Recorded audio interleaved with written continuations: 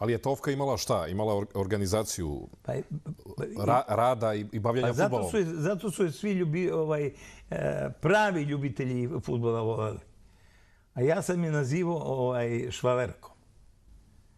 Ja kažem, vi ste švalerka Zvezde i Partizana.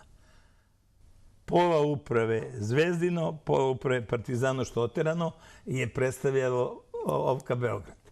I ja i vidim kako nađu pare protiv Zvezde i Partizana kad igram. Ovi što naviju za jedne ili druge? Pa znaš kako, isplata mi odmah. Srećni što Ovka... A ja pitam, a plata od juna? Pa to ćemo da damo. Nego važno da si ove pobedio. Ove najvažnije.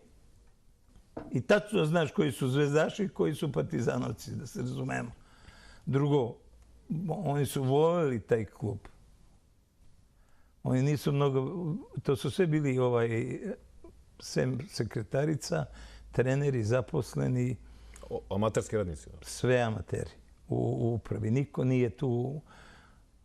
Sve volonteri? Da.